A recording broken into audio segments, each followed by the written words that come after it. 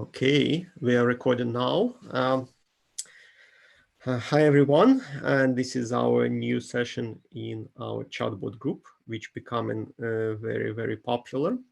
Let me share my screen with the deck.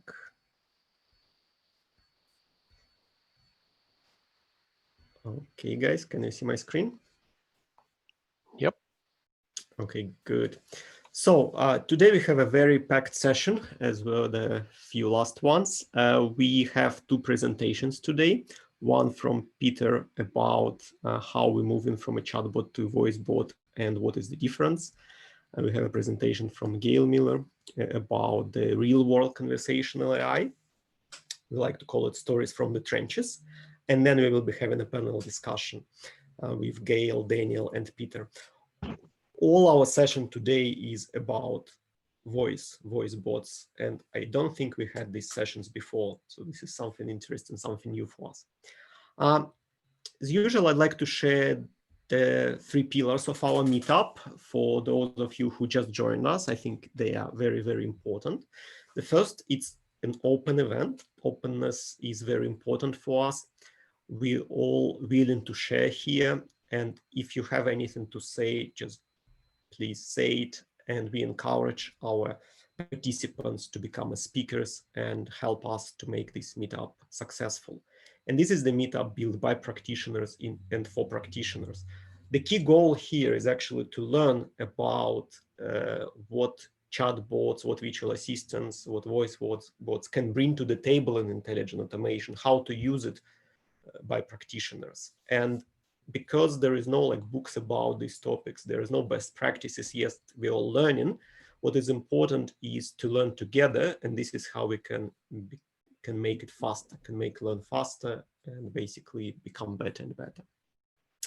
I want to acknowledge our amazing team of organizers, guys. You really brought a lot of new things into this meetup, and I see how it changes to the better.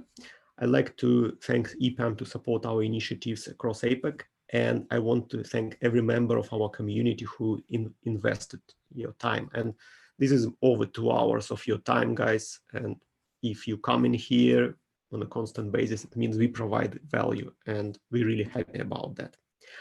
I also have a few updates about our meetup going forward. We decided to make a few changes on the frequency of the meetups. So based on the feedback, we decided that it's better to make our events a bit shorter, maybe not 2.5, 3 hours, maybe keep it within 2 hours ideally. We also decided that we should be able to increase the frequency of our meetups to once every month. And in order to do that, we put some commitments. We are going to do it on a third Tuesday of every month, and we'll put forward the schedule up front, and we will be committing to this schedule as much as we can. We are going to have already the 4 topics decided and planned for the next 4 months, and then we have a backlog of topics for maybe 12 or 16 months down the line. But this backlog is going to be updated based on your feedback and based on what is happening across our industry. So the first topic on December going to be, we're going to share our experiences across APAC and EMEA regions. So we will try to connect with a few different meetups across these regions and try to meet together and discuss what were our learnings, what are our communities, and what are the real life examples of the events. Then in January, we are going to review year 2020, which can be called a COVID year, and how it affected all of us and what is the path going forward. And then we'll have our session about selecting a right virtual assistant, how to select the right platform, and then the technical session about how to fix your chatbot or how to uplift its capabilities.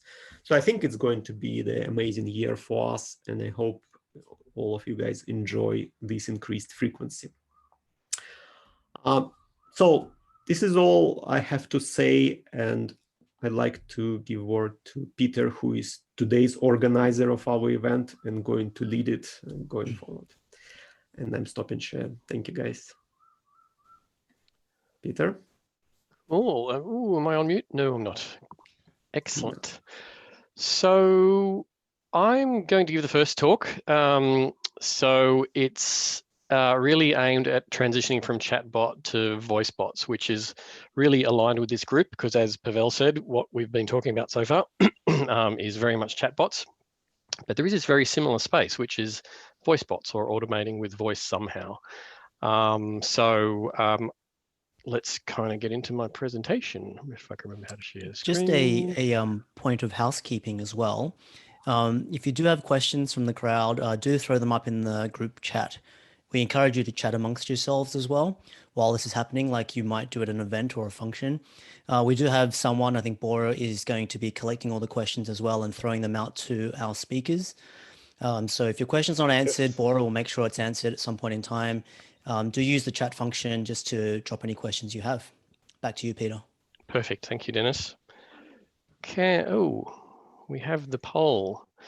That's right. So before we get started, let's get a feeling for what people's experiences are with VoiceBots. So Pavel just popped up a poll. What is the voice-driven interface that you use the most? Some of you may use multiple ones these days, but which one is kind of your go-to that you use a lot? And let's have a quick click on that. They're moving around.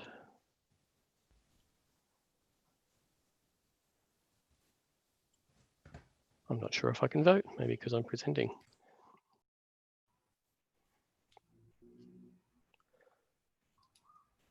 Yeah, Okay. you can't see results yet, guys. Only co-hosts. Oh, only the hosts can. That's why I can see it. Cool. That's a shame because I see this competition between different, yeah. Sorry, I thought everyone could see that too. Unfortunately, but we are at 87% voted.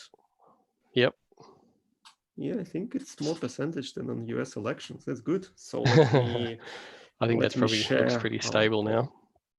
Yes. Yeah. So, okay, let's share this and share results. Right, there we go. Interesting. So Google Assistant's way out in front. Well, not way out in front, fair way out in front. Everyone can see those results now? Yep, Catherine's nodding. Yep. Yeah, so that is interesting. I mean, because as you would all know, a lot of those were earlier.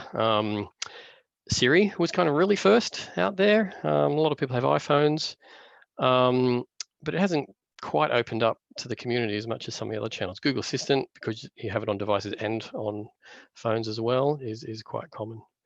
And Alexa has a slight disadvantage. It's not really on phones, so it's really only if you go out and buy an Alexa device. I mean, you can use it on your phone, but not so many people do. Okay. Thank you, Pavel. Well, I better get into it because I think we're a little bit behind time already, so I will jump in. Okay, so what I'm going to be talking about here is from chatbots to voicebots and what's the difference anyway. So I'm really highlighting the differences. There are a few topics I didn't touch here because they're similar between the two platforms.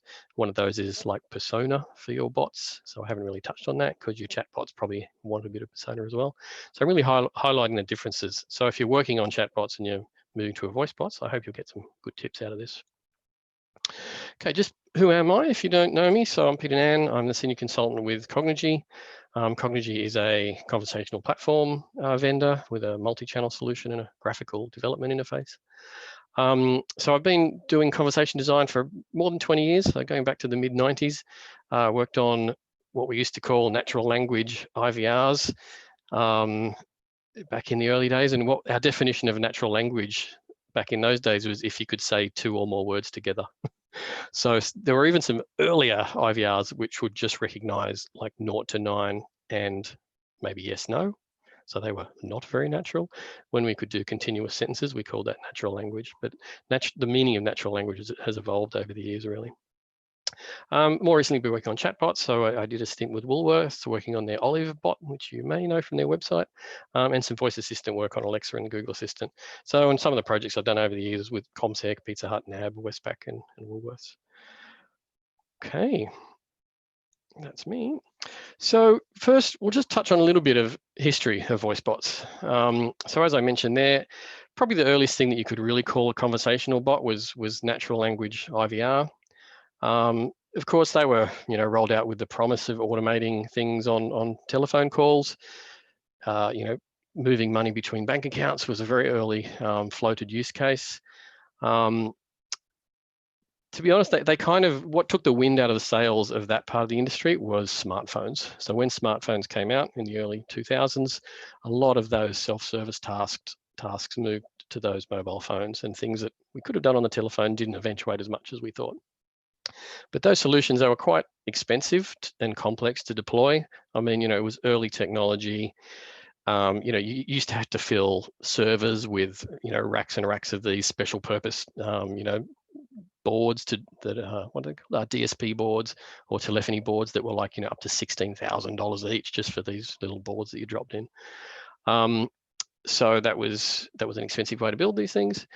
They tended to use recorded prompts, and I'll touch on more of that later. But so recording the audio snippets that the bot needs to say, it's laborious. It's the opposite of agile. I mean, it's very hard to change your interface. So that really held back. It's something that's improved these days. It's a lot easier. So recorded prompts were one of the things that were difficult in the early days. There were some very early speech explorations with a thing called Goog 411, which was like a directory assistance in America. And FordSync was one of the earliest things as well. In fact, I saw someone say recently, there is more speech recognition in cars than there are Google or Alexa devices sold. Don't know if that's true, but I did see someone claim that recently. You might wonder, why would Google do a voice directory service? I mean, it's the same reason Google does anything. It was to gather data. So they were gathering speech data in the early days, and that was the very early genesis of what became their, you know, their speech models, etc. Then eventually along came Siri in 2011, and Alexa a few years later, the Google Assistant a year or so later, and really that's been the turning point of a lot of this tech. Once these big organizations got into it, they started using, you know, big data, cloud processing, fast networks made a difference as well. So we're really in this new era where speech is just a lot easier to do, voice interfaces, because of the technology options available. And what we're really seeing now is the next turning point really is voice AI in customer service. And that harkens back to almost that first point, right? So natural language IVRs. There's still a lot of that old tech still deployed with organizations, but this new technology can be applied to those domains, you know, whether they're telephone calls or if you want to do something more advanced on, you know, Alexa or the Google Assistant. There really are some great options there these days, and it's really a new wave that's only just cresting. So there's a lot of opportunities for organizations. And really what's different about speech technology of the past is that it's just better, faster, and cheaper. All three, really. Just the technology has come to the point where it's easy to get going, you can develop solutions faster, and it's often cheaper to run. So that's a bit of a history. And so as I touched on there, the technology, two that I'll mention and call out early on is there's two key technologies. So speech to text, as the diagram shows there, that is a person speaking and it gets converted to text. And then there's also text to speech, which is the other way around. So we take some text and we turn it into some great human-like sounding speech. And those technologies have advanced amazingly in the last few years. So again, that's another enabler for things that we can do. So one of the things that's maybe not totally so obvious, but TTS, the ability to use TTS is really, really advantageous for these solutions. I did mention on the previous slide, because we don't have to record prompts anymore, being able to get high quality, you know, computerized voice spoken out is really a game changer. It's not perfect. I will touch on that later. It's not perfect, but it's pretty damn good, as I'll give you a demonstration of in a minute. And really, the big behemoths are battling it out in that space. So Google, Microsoft, Amazon, even some others like Yandex and Baidu and things like that. They can all see there's a big future in this, and so they're all trying to build the best solutions they can. And that last point, so language support differs, and even quality by language differ. And really they keep changing. What I mean by that is, you know, one of these behemoths will come out with a new algorithm. I think Google was kind of the first one to hit on like what they call their neural TTS voices. So they're voices that have been built by like a machine learning approach. The others have kind of caught up now, but the quality of performance of both of those things, speech to text and text to speech, they vary by language and they vary by the vendor who's giving you the technology. So it is something interesting to keep in mind that, okay, you know, vendor A might have the best US voice and you think, oh, they've got the best technology, so it's going to be the best everywhere. But you may actually find that another vendor has a better sounding or better performing speech to text in another language. So you need to keep that in mind, that the best technology may be from different vendors at different times and by different languages. Okay, so that was just a touch on the key technology that's enabled where we're at. This is all about differences though between chatbots and voicebots. So I want to start and get some of the obvious ones out the way that's probably jumped into everyone's minds, and we'll get to the less obvious ones as we go forward. So obvious ones. If you have a chatbot UI, there are what we'd call in the design world visual affordances. Affordances means things that you can see that you understand, they're going to do something for you. So screen UI, like a chatbot UI, you can use forms, you can use buttons. There's an obvious input box, waiting for you to type. You can also use media and emojis and all of those things.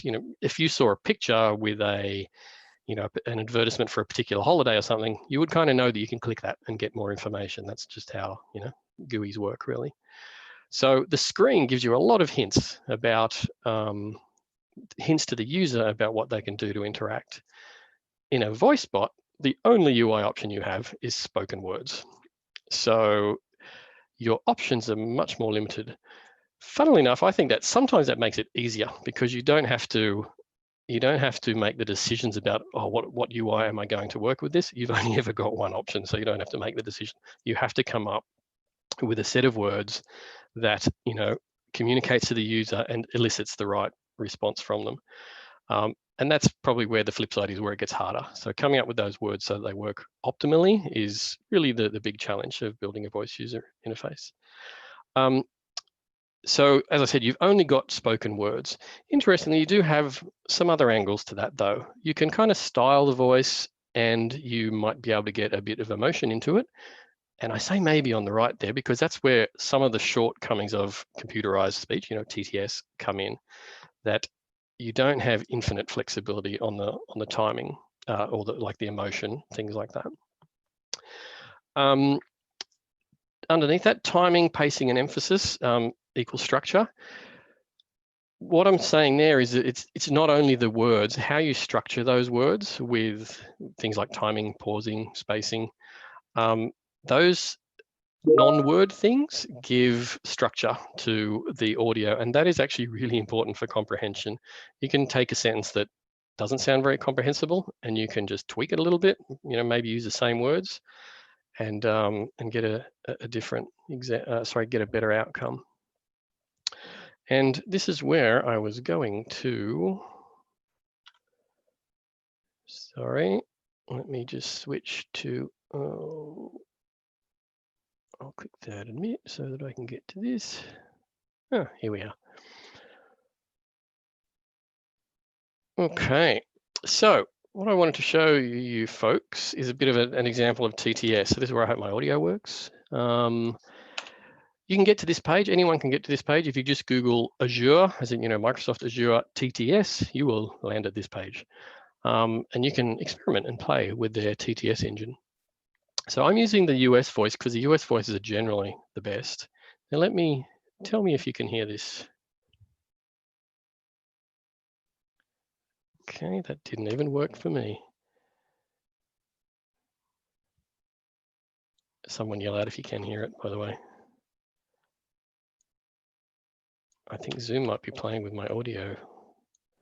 No, if you didn't share your screen and click share audio at the same time, it won't play it.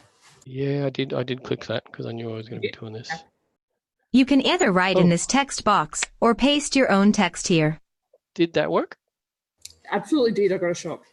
Cool, excellent. Yay, technology. Okay, so I'll just play that again. You can either write in this text box or paste your own text here. So I came across this example and I thought I'll use this one because it's right there on their example page. Can anyone notice anything a bit imperfect about that? You can either write in this text box or paste your own text here. either sounds like answer in the way that it's mashed together. Yeah, either is a bit messed up. So this is one of the things about TTS, that it's not perfect, so you have to work with it. So someone at Microsoft wrote this sentence and thought, yeah, that's a great example sentence, so we'll put it in. Okay, let's go. Interestingly, it kind of shows up a flaw in their TTS. Now watch what happens if I change this. Okay, I'm just going to, oh damn, the keyboard doesn't work very good here inside this window. Let me just change it to that. It kind of has the same meaning, right? Now let's play it. Either write in this text box or paste your own text here. It sounds perfect now. Either write in this text box or paste your own text here. So this is one of the lessons I would say if you're using TTS, and even if you're using recorded prompts, but TTS it's more tricky. You can never judge it, and you should never finalize your design on paper. Like you should. It's great to do your design on paper. You need to be thinking about how it's going to sound, but you should never sign it off or finalize it until you've actually gone and listened to it. This is a pretty gross example where the engine itself is not doing something very great, but simply by reformatting the sentence, it suddenly works a lot better. So that would be one tip. Come and definitely make sure you check how it sounds. Let me just show you one more example, and this highlights something about TTS. Okay. Let's go out today. So there's a sentence. Let's go out today. The intended meaning of that sentence could actually be two different things. So someone could be saying let's go out today, or they could be saying, let's go out today. Right? I didn't change any of the words then. I just changed the emphasis. So that sentence, you might want it to mean two different things. I might want to go out today rather than tomorrow. TTS doesn't really give you that flexibility. It's only going to pick one interpretation of how it thinks you want to play the sentence. Let's go out today. And that's the one you've got. So these are some of the downsides with TTS. I actually tried to see if I could find a way of massaging that to make it sound the way I wanted it to, using SSML or pauses or something. I couldn't get a good outcome. I couldn't get it to say it so that the today was emphasized. So just an example. While we're here, you've heard that one voice. Let's go out today. And this is, you'll see that we have a range of voices in the TTS engine, so we can switch to guides and things like that. But what I'm going to show you is, I'm going to change the pitch a bit. Let's go out today. It sounds a bit like a drag queen almost. Let's go out today.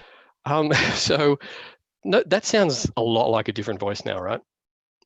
Let's go out today. So even though you've got limited voices from the vendors, keep in mind that if you tweak things like the pitch or the pace as well, you can make them sound like quite different people.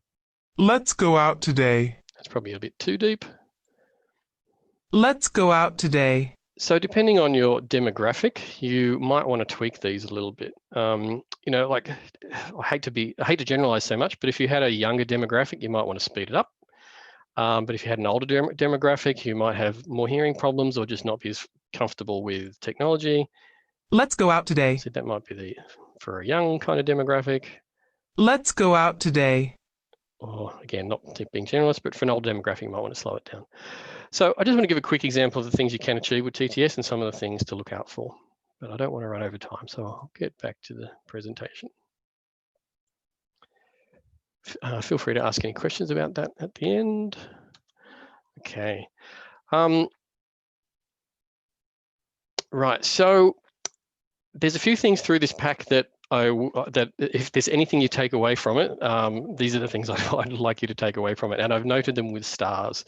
So this is a big one. Voice is not text. You just need to realize that when you're designing on paper, stuff you write down on paper is not the same as the way you would talk. So if you're doing any voice design, you just have to keep that in your head every single second that you're doing any voice prompts.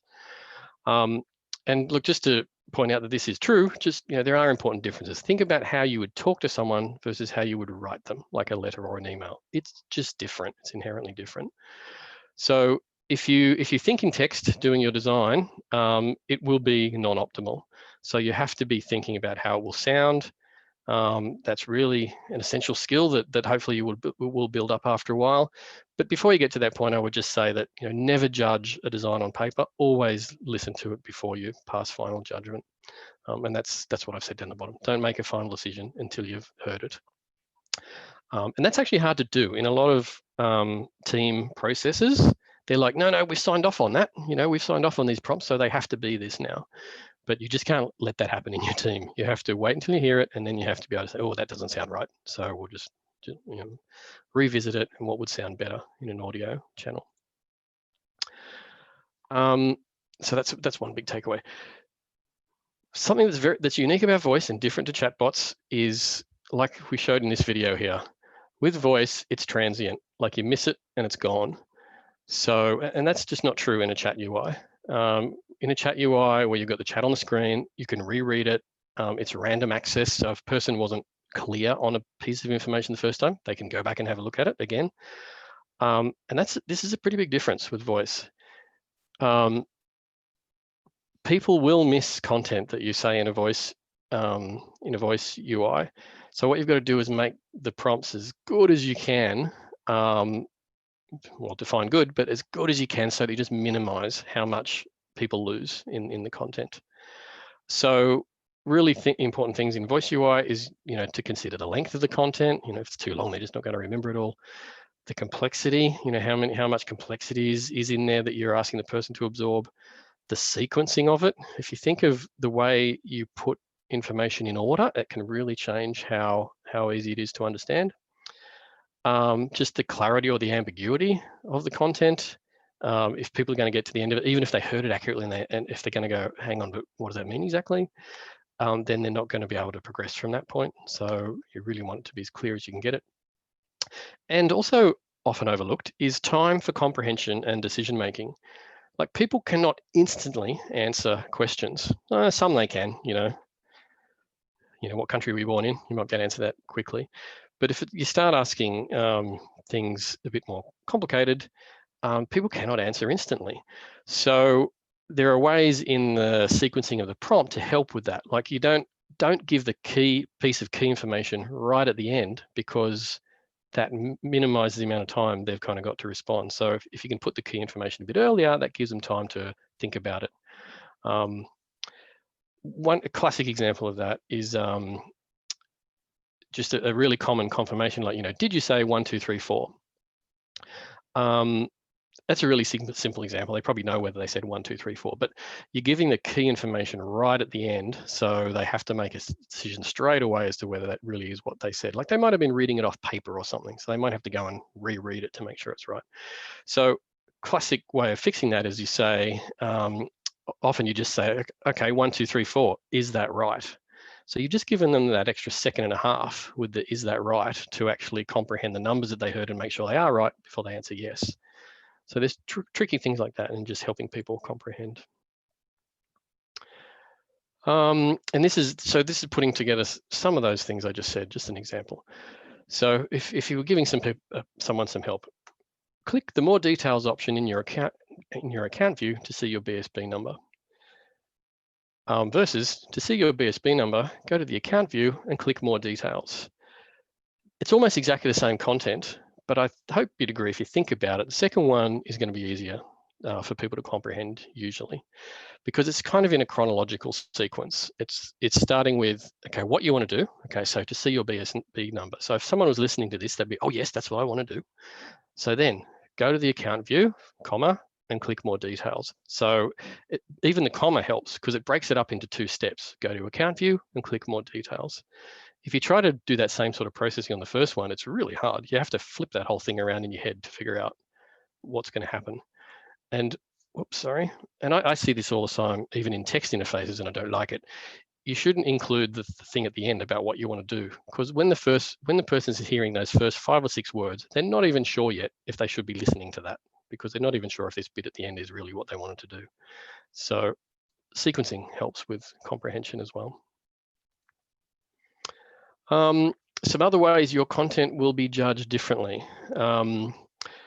So perfect on paper. It may not be in voice. I've kind of covered this, but bad TTS stress, bad TTS words, like the example we had with either, it just didn't sound good, or it just is. There are just some things. And look, hey, this happens to me a lot as well, right? So I write something down on paper and I carefully craft it, and I think it's going to be good, and then I listen to it and I just go, no, that's not right in voice. So it happens. So you just have to, like I said, don't sign off on paper. Wait until you hear it. Another surprising thing in voice is that repetitive content is much more annoying in voice interfaces. So if you're kind of looping around trying to get something off someone, or even if there's like a sort of an error prompt, like, I'm sorry, I didn't get that. I mean, which is not cool anyway, but if you did use something like that, if you use the same thing every time, it's really irritating to people, more so than in text. And I think the reason is that when you're listening to it, you can't skip it. If repetition occurs in the text domain, you just ignore it, right? You skip straight past it and you move on to the bit that's not repetitive. Whereas in voice, you have to sit there for the 3 seconds that the same prompt is going to play to you again. So repetitive content is really bad. Like I say, it's more in your face, ironically, because it's not in your face, you can't see it. It's in your ears. So repetitive content you really want to avoid. And restarting something in voice feels really bad. So if you're kind of halfway through a process and something goes wrong and you start over, that feels just like a total fail in voice. And again, it's not as bad in a text or a chat interface. People can kind of click through quickly, like they can go, oh, okay, start again, click, click, click, and they're back to where they were. But again, in voice, you have to sit through the prompts. You have to, say the same answers. So it just feels really bad. It feels like a waste of time, and so that you would never want to do it again. So restarting is usually something you don't want to do in some sort of voice interface, if there's an alternative. So the best practice is that there's a human backup. In something like Alexa, you can't hand over to a human, so you haven't got much choice. But I think this is one of the reasons why, like Alexa and a Google Assistant, have kind of tended to be such simple use cases, because if someone doesn't get through a complex use case successfully, it just feels like a fail, and they'll never visit there again. So just some, I'm just highlighting differences between chat UI and voice. There's some little things as well. So there were some kind of high level things. Voice is inherently more casual than text. But always consider the persona. Like if you had a really formal solution for some reason, I don't know, you had a chatbot for billionaires, you might want to be really formal. But generally, voice is more casual than text. I must admit though, like chatbots and messaging is pretty casual in the text world as well. So, so there are, shades of grey on both sides, but voice tends to be more casual. And this is a really little thing, pauses, not speed, are critical, so craft them. And I've highlighted these two because if you're going to do anything to improve your voice prompts like tomorrow, these are the two things I would definitely consider. So pauses just add structure, like they help people to comprehend. I didn't have a TTS example ready here, but if I said to you, here's an example, I'm going to say some numbers. If I said 4, 3, 7, 2, 1, 8. Okay, so you might think, oh, that was nice and slow, so it was really clear. But I could also say 621 894. You would also remember that pretty easily. If I went 621 894 378, then you're starting to have problems. But pauses are actually really critical to comprehension and like absorption. People can remember short numbers when they're broken up into a little bit. It's kind of why credit card has 4 groups of 4 digits rather than just 16 digits altogether. And a big one, use contractions. So that is, in your voice interface, do use things like don't and can't, and didn't. Again, if you're working in text, people often avoid using contractions in text. It's seen as lazy or informal or sloppy or bad form in text. But if you listen to people talking, 99% of the time they will use contractions like don't and can't when they can. It's just the thing that happens in the voice domain. And if you do not do it, it sounds like you're emphasizing it, right? So in voice, if you say do not, it sounds like you're emphasizing it a lot, or you're being very formal. So, hey, if you want to emphasize it or be very formal, then you could use do not in a voice prompt, but otherwise you nearly always want to use contractions. It will sound more natural. And we have an apocryphal story here, which is related to that last point. This apparently happened with like a doyen of the conversation industry when they were working for a large American airline. They put their voice scripts in front of the airline executive, and this is kind of how the airline reacted. You know, I've been looking over your voice scripts, and sorry, but here at Acme Airlines, we don't use contractions. And the VUI designer said, but you used one just then. I assure you I didn't. There you go again. Oh, let's agree to disagree. So apparently, you know, that sort of interaction really happened because people just don't realize that they're actually speaking differently to you know, how they would write. So don't fall for that trap. Realize that there is a difference between written and spoken, and you shouldn't kind of judge one versus the other. Okay, a few more little things. Make sure that you end every bot prompt with a question. That may seem obvious, but there are ways of missing that. You might say, in a chat channel, you might say, you know, please tell me your account number. You can find it at the top right-hand corner of your form or something. That might be fine in a chat channel, but if you do that in a voice channel, the person will start to answer in the middle there. So where you say, you know, please say your account number, the person will say it's 1234, and then the prompt will continue. You can find it at the top right-hand corner. So humans will tend to respond quickly if they know the answer, where the question ends. So therefore, you want to end the prompt with a question. Is that right? Is a common pattern. I mentioned that before, but it's also preferable over, you know, is that correct? Or did you say 1234? Just kind of tends to work better. Is that correct is not recommended because it encourages people to say correct or incorrect. And in fact, those two things sound really similar sometimes, correct or incorrect. When you start getting people going, correct, that sounds a lot like incorrect. So you don't want to encourage people to say phrases that are going to be tricky recognition-wise. If you say, is that right, they're going to say yes, no, or, you know, right, or something like that. And in the voice channel, users never really know if the bot heard them correctly or not. They're always a bit dubious. Like they often think it might not be going to hear them right. So you don't really use these in the chat channel, like, okay, great, and next, I mean, you can, but you don't kind of have to so much. But in the voice channel, those little just acknowledgements that, yeah, I got something useful when you spoke then. So even just a couple of words is that subtle acknowledgement, makes the person feel better. And it also just clarifies what's going on. All right, so there are a bunch of little things, but I will also put a star on this, but avoid too much repetition. As I pointed out earlier, repetition is really noticeable and really painful in the voice channel. And even lastly, rules are made to be broken. Might be a little bit strange to say that, but conversation is very subtle. Like the way humans hold conversations, there's a lot of subtle things going on. I mean, we don't realize how much brain power we devote to holding a conversation. But if you try to codify it, there are so many subtle exceptions. You know, my attempt at putting down the rules of conversation here are just kind of scratching the surface. There are always going to be exception cases. So in the case of many things like this, the rules are made to be broken.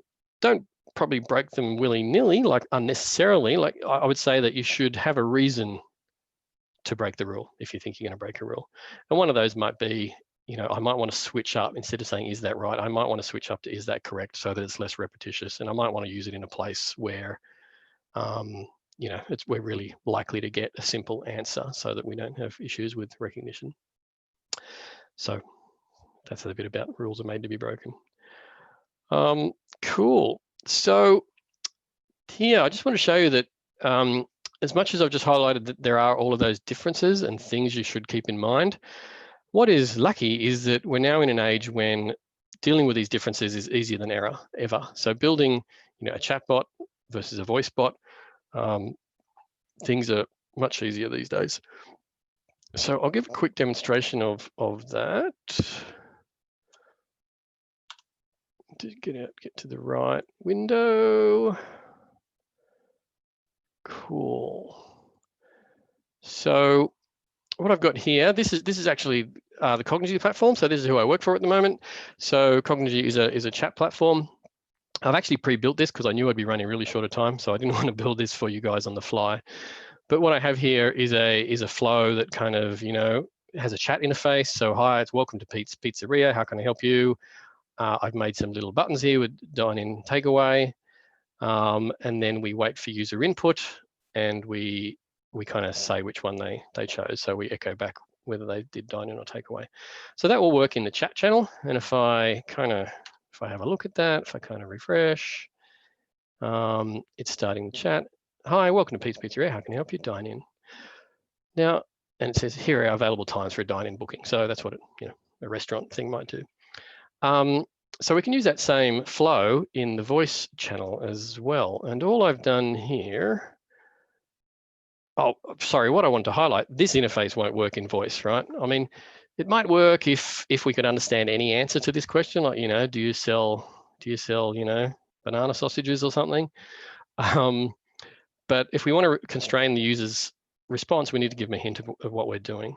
So in Cognigy, you can have an alternative for the voice gateway. So the voice gateway is a product of ours that that lets you, interface on the telephone line. So I've changed it here. I've just, instead of using the buttons that I had, I've now just done a similar thing in text. So I've got, hi, welcome to Pete's Pizzeria. Can I help you with a dining booking or takeaway orders? So that's available there. If I go to my phone, let's see if you guys can hear this. Whoops. Here we go.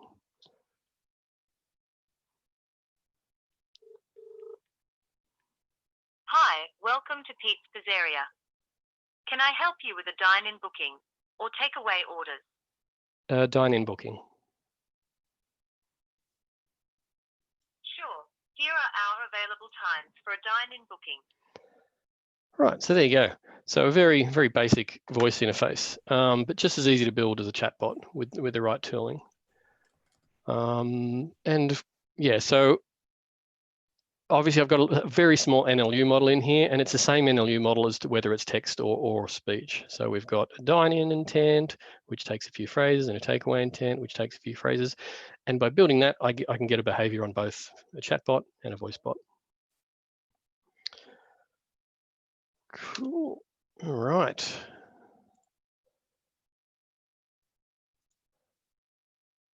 Has my internet gone down? Murphy's Law. Hopefully not. All right. So how am I going for time? We're a bit over, aren't we? But I'm nearly finished. Nearly finished. Cool. So I guess what I want to show you there is that, you don't need to be kind of scared of building voice interfaces anymore. That if you're comfortable building chatbot interfaces, you can very much build chat interfaces now. It's something you can easily get into. Now, I had a longer section in here, but I realized I would be way over time, so I simplified it. The other thing in the voice channel, and I just want to highlight this, it's also important, is that there are just a whole bunch of other things that can go wrong in the voice channel. And so I've thrown a bunch down here. You can get misrecs or what we sometimes call false accepts or FAs. So a person said 125 and we got 129. That's what we call a false accept. Like that wouldn't happen in a chatbot, and well, unless someone typed the wrong number. But the person spoke perfectly well, but the recognizer got it wrong. That can happen. No inputs are unique to voice. So if the person doesn't know how to answer and they go quiet, that after like 5 seconds or something, you would say, you would reprompt them because they haven't responded. That just doesn't happen in the chat channel. You can wait 15 minutes for an input if you want. No match is like if there's a noise, or sorry, enough or some sort of noise there, but we couldn't figure out what the speech was. That occurs. Turn taking issues happen. Like sometimes people talk over the prompts when they weren't meant to, or vice versa. Stumbles and restarts happen, like the user just can't speak clearly. Again, that doesn't happen in the chat domain because they can backspace and they can fix it. But if they're talking and they say something wrong, they'll just kind of stumble and restart, and then it makes it hard to understand what they've said. False rejects are cases where we think they said something that we didn't expect, but really they said something that's correct. Maximum speech issues, if they talk for too long, normally you want a timeout on that. You can get truncation issues, like chopped off audio signals due to multiple things. Mobile phones do it, other things do it. Unclear speech, some people just don't speak very clearly. That's just the reality, unfortunately, but their typing is usually pretty consistent with a normal person. And there's a whole bunch of audio channel issues: noise, accents, speech impediments, interruptions, mobile dropouts, echo, delay, clipping, VoIP compression, poor microphones, far field microphones.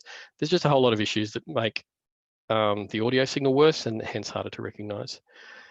And really where I was leading to with all of this is, okay, none of these happen, heaps. They all just happen a little bit, but they all add up. And in the voice channel, the thing that kills you is compounding error. And what I mean with that is if a chat channel, like every time you ask a person in a chat channel, let's say 98% of the time, you get a reasonable response. In the voice channel, you'd be lucky if it's going to be 98%. Like it's probably more likely to be 95%. And even that's very good. You might think, oh, the difference between 95 and 98% isn't much. But if you actually multiply that out, if you kind of take that to like 5 different questions that you're asking the user, the difference between 98% and 95%, it just compounds. It gets bigger and bigger. So in the speech channel, long sequences of questions are just harder to get a person through. I mean, you're losing 2% on every single question at a minimum. So this compounding error is what makes voice harder. So you have to be realistic about use cases. If you're going to ask a person 20 questions, it's going to be a struggle. Whereas you might get away with that fine in a chat channel. Okay, so I am a little bit over time. So that was my last slide. Okay, so that was my parting thoughts. Keep an eye out for, what I did also have on this slide, sorry, but I ran out of space. What is also critical in a voice channel then is actually error handling and error recovery. So that's really the other hard part of voice design, that the happy path is really only about 20% of the implementation. You have to deal with error handling to try and pick up the success rate and get people through what you're trying to get them through. Okay, that's the end. So thank you all for that. I hope you learned a little bit. As I said, my intention was really to highlight the differences that you might not have thought about between chat and voice. So thank you all for listening. Thank you, Peter. Due to us being a little bit short on time, we might only ask 1 or 2 questions and then save some for the panel as well. I guess I had a couple of questions I put in the forum, but one of the ones that was also in the back of my mind is perhaps you've shared a lot about the technical aspects of how voice is different to chatbots. But I guess what in your opinion are some of the biggest changes that have happened to voice that I guess makes it more compelling or a reason to invest or look into voice today versus 5 years ago? What are the biggest changes that you've seen happen there? Well, I think the barrier to entry is just so much lower. Mm-hmm. So organizations can put their toe in the water and try things out now so much easier than would have been the case in the past. So yeah, I think that's a really big difference. And interestingly, it hasn't been happening much yet. I mean, some organizations are doing it. I think Gail will be able to tell you about some good examples of that. But there still is this perception all those things are hard to build. Whereas now, you can kind of get started pretty cheaply and put your toe in the water and see how things go. So testing out to see how your user base reacts is something you could realistically do now. Whereas before, to stand up a large complex system just to test that out wouldn't have been feasible. So, and even things like, Twilio to be able to, just use kind of cloud services to take calls or even Amazon Connect, which, Gail and Dan will be able to talk about a bit more. Those things really open up what you can do in it, to get going. So easy to get going thing, I'd say. And I think that's what's exciting about tech these days, that it's so much more accessible. Yeah, totally. We had a comment from Alan Luscombe, and I'm not sure if Alan, you want to hop off mute and just pose the question so we can have a quick discussion on it. I think you'd written, how would a blind person deal with such an interface, being voice? An organization that considers that would have an alternative. Did you want to hop off mute and kind of elaborate your question? Yeah. So I was just wondering, like, what's a good use case for IVR type of applications these days. And the first one that came to mind was people that are blind, because, maybe I don't know how they would do with typing, but I'm just imagining voice could be first go. And then I thought of how frustrating it is to hear the repetition on IVRs and how easy it is to get things wrong, especially like dealing with, say, an account number. If people, like the example Peter gave when you're speaking numbers, that just does my head in straight away. I just can't deal with them. Yep. So if I was blind, I'd be in serious trouble. Yeah. Look, I haven't looked into that too much, but certainly in the space with things like Amazon Alexa and Google Assistant, they have been a bit of a boon for blind people. I hear, like, some people think they're kind of life changing. The only limitation though is that you still can't do a lot of things on those platforms. Like, you still can't access customer service through those devices. And I have a personal view that Google and Amazon are a bit mad that they haven't made that easy yet, because I think that is going to totally accelerate those platforms once you can use them for customer service to get at a human when you need one. Automation first, and then a human access second when you need it. Yeah. Just some thoughts. Cool. Should we move on, Des? We still do have time in the panel as well. So. Yep. I'll let you hand over to Gail then. Yeah. All right. I'm just going to jump to the end of Peter's little thing there. Sorry, Pete, I'm going to disagree with you. You can hand over to voice from the, my A-bot sitting here. It is possible. You can do it. Using a phone number, you mean, or firing up? You can do a callback. Yeah, that sort of thing. Yeah. So yeah, it is possible. And just on the blind thing, Amazon Connect actually runs the Vision Australia contact center, and they have found that voice is the major way that people do a lot of their work. So yes, it does help a lot, and it will continue to help going forward as people start integrating more and more together. Does that make sense? Yeah. Yeah, perfect. Yeah, good stuff. Mm. Cool. I will stop sharing. I should introduce Gail. Except I can't find the right window right now. Should I turn my camera escape out of that one? My terrible background. Cool. So I'll introduce Gail. So Gail's a solution consultant and technical specialist at VoiceFoundry. So VoiceFoundry doing some amazing things with Amazon and particularly Connect, right? Connect is your bread and butter, Gail? Yep. So Gail's a technical leader in the contact center space. I know Gail from the past as well. Gail's had has a unique perspective on both the old world and the new world of this technology, I would add. Most recently, she's with VoiceFoundry, who are a global leader in deployments of Amazon Connect, where she has been working with Amazon Connect and Lex to deliver chatbots and voicebots for enterprises. So over to you, Gail. Cool. Hi, everyone. Hope you're enjoying the evening so far. Let me just do this whole clicky thing. I want to make this big and biggen. There we go. I want those things over here. And then I need to share my screen. There we go. Can we all see that? So is that a yes? No, maybe? Yep. I see lots of orange. Okay, lots of orange. That was random, actually. What it looked like. And I didn't mind it, so I stuck with it. Okay, so Pete's talked a lot about bots and voice user interfaces and what they can and can't do and what their limitations are. So I'm going to talk a bit about what I've found deploying such things into the wilds and having people actually use them. So that's kind of interesting. And the one thing that I've found is that we should all learn another language. But I'll get to that in a second. So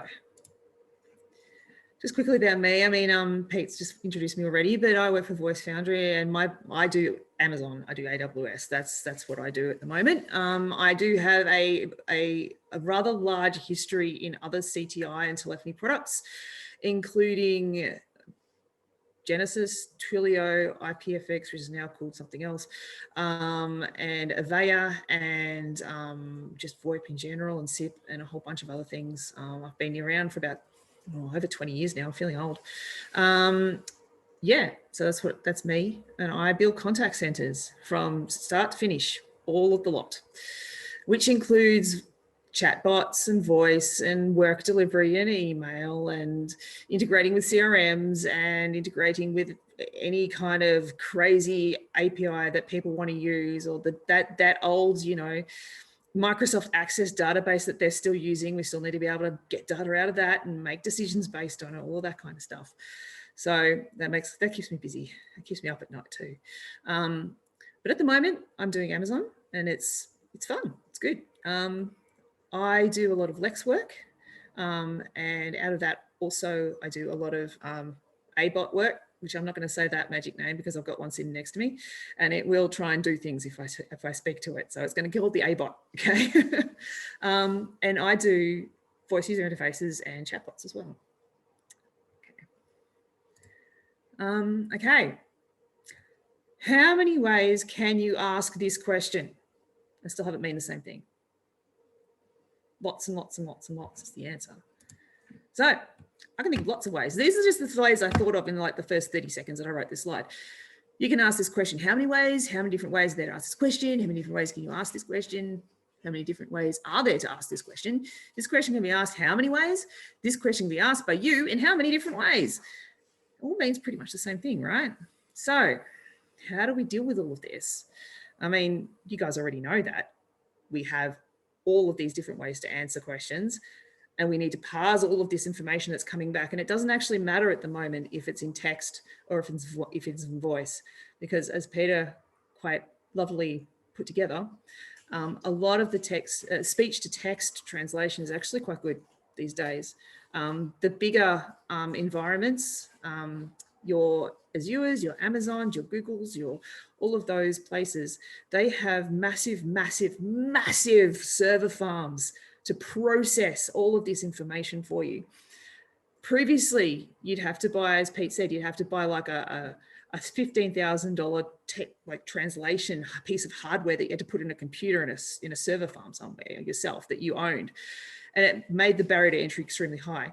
These days, it's not a thing you need to do, because there is all this computing power just sitting in one of those regions or one of those zones or one of those data centers that one of those big companies have. And they're doing all that hard work for you. So all you have to do is play with it. And that's lots of fun. So the thing I want to talk about is learn a language. Like actually go and learn another language yourselves, other than the language that you're going to be writing your bot in. Go and look for the most commonly spoken language that is not the language you're writing your bot in for the people that you are writing your bot for.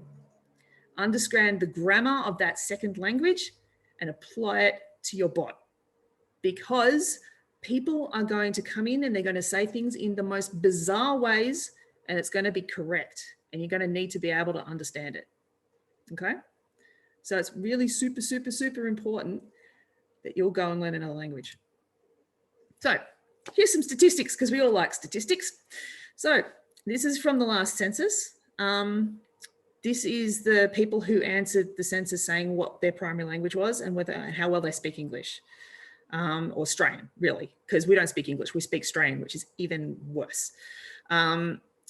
Around 20% of Australians will speak Australian with grammatical idiosyncrasies of their first language. Now think about that for a moment. I heard so many different accents when we started up today. I don't think I think there are probably more people here who have English as an additional language than they do than like me, with English as my first language. Australian is my first language, I should say. This is increasing every year. Every year we're getting more and more people in Australia. And I'm going to focus on Australia because that's where we are. We're getting more and more people in Australia who have English as an additional language. And that's fascinating when it comes to writing bots. It's so interesting. So at the moment, it's around 20%. But that means 20% of the people that will be calling up your bot will not be speaking English as their first language. They will be speaking grammatically differently. And that's really important. So how can we deal with this? So how can we deal with the fact that in English, you can put the verb at the start, at the end, you can put adjectives in, you can have all kinds of junk words in there that mean nothing to what you're actually understanding. You can talk rubbish just like I am right now, and it'll still have some kind of meaning. So this is where we get into something very interesting, the concept of recursion. So recursion is a programming idea. And what it does is it takes a big thing and it goes, I want to break it into two things. And then I'm going to look to see if the thing that I'm looking for is in there. It's not there. All right, well, let's run that again on the two things and break them into 4 things, and then 8 things, and then 16 things. Oh, hang on, one of them's finished. All right, I'll pass that back up to the top. 62, and it breaks it all down into the different sections. And when it hits the bottom, it breaks it, it comes back up to the top, and then all of a sudden you've got all the different parts that you want. So go look up recursion. It will make your life easier when it comes to parsing language. Language is not something that you can go from left to right or right to left, depending on which way you read. You can't go left to right and go this, then this, then this, then this, then this, then this. Because you can say things back to front, front to back. You can take things and move them around. So you need to be able to be flexible with how you're going to put those things together. So one of the big ways that I deal with this issue is I break it down into 3s, the rule of 3s. Language is like 3s. So in the same way that you can have subject, verb, object, you can also have these rules of 3 here, which is identify, clarify, then direct. So identify is figure out what the person wants to say, what the person has said, I should say. What have they actually said or typed? Then clarify is, do I have enough information to actually make a decision about anything? Like, or do I need to ask some more questions to get some more information? And you can see the different things that breaks down into underneath there on that slide. And then the last is, okay, well, I've got enough information. What do I do next? Sometimes that will be redirected off to an application. Sometimes that will be redirected, make a callback call. Sometimes that will be even pass it on to a VoIP place somewhere else.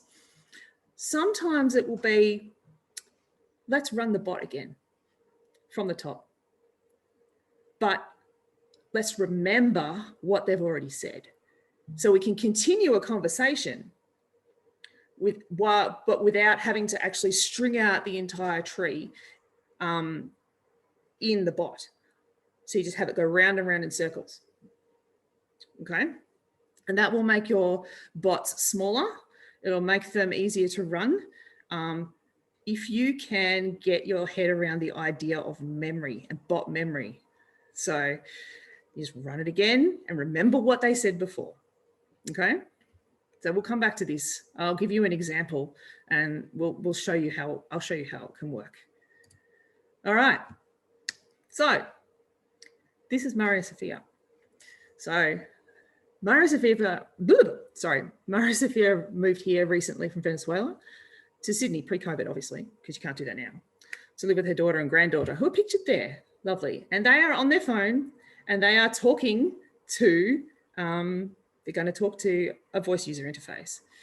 So she needed some information about her credit card because everybody always needs information from a bank, right? That's the easiest one to deal with. So she calls her bank and was greeted by a vui. Hi, thanks for calling her bank. My name is vui. How can I help you today? So first of all, Maria was not expecting to get a bot. Straight up, like, that's not what she was expecting. She was totally expecting to hear, okay, pre-select from these following options, and then she would be presented from the options, and then she could listen to the options and figure out what she needed to do to get through this bot, right? Or get through to who she wanted to talk to, and then have like a slow conversation with someone, going backwards and forwards. So this has caught her completely off guard, straight up. So she stammers out something like, was paying with my Visa and no pass, want to increase the credit limit. Now, my Spanish accent is very terrible, but trust me, when you see what comes out next, this is what will get listened. This is what will get heard as the utterance by the bot. All right. So that's what she said. This is what we need to do. So she said that sentence, which was, how do I go back on this thing? There, which was paying with my Visa and no pass. Want to increase the credit limit. Okay. So that's the sentence with the ER at the start too, because that will have been translated into text. So we need to break it down into some grammar. What are we talking about here? We've got nouns. Who are they? What objects are they talking about in this sentence? Verbs. What are they doing? What do they want to do? How many verbs are there? Are there any special actions? Are there any adjectives or adverbs? I'm using those two terms very, very generally here, not in the strict grammatical sense. Adverbs are words that add to the verb, add to the doing word, give you some color description, so you know some more information about the verb. Same with adjectives, more information about the noun. So for example, and junk, what's actually not relevant? What's the rubbish words? What's the stuff we can discard? So the bot now has to deal with this grammatically incorrect sentence, as well as the Spanish accent, which I did very poorly, by the way. So what the bot heard was this: I was paying with me card and no pass. Want to increase the credit limit. Trust me, this is exactly what the bot will hear. All right, so now the bot has to break that sentence down. The incorrect sentence, mind you, okay? There's no going back, there's no takesy-backsies. We can't ask them to repeat, just like Peter said, because that would drive her even more crazy, okay? So the idea right now is to make sure that this person has a happy and pleasant interaction with a bot, right? Without actually saying that I'm a person, which is a very delicate balance. So it can actually start off with the first bit, which is junk.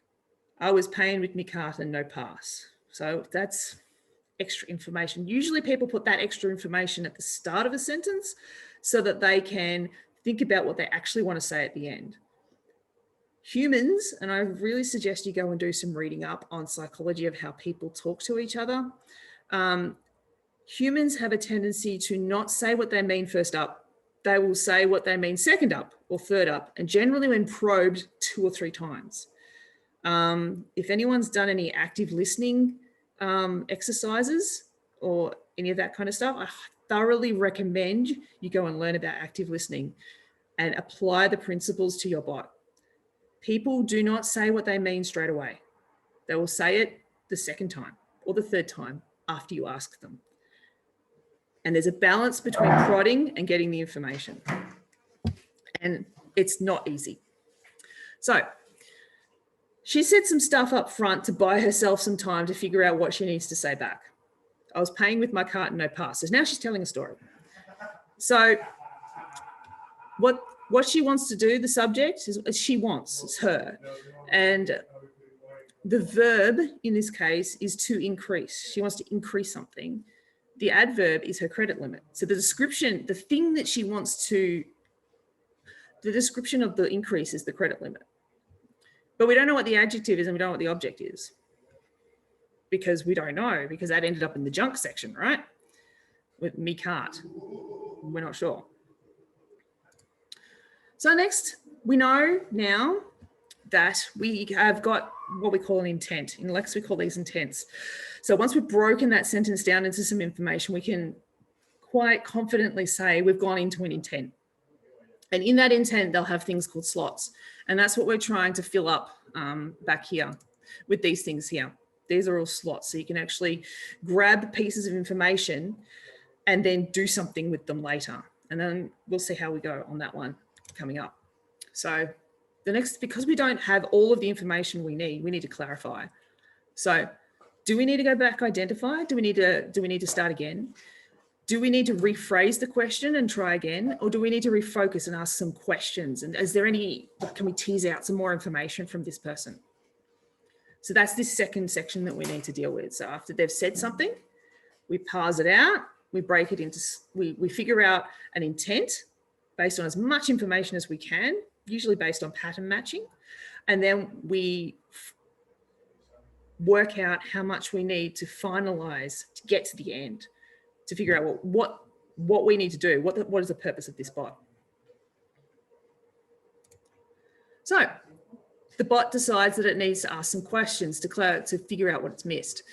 So which account limit needs increasing?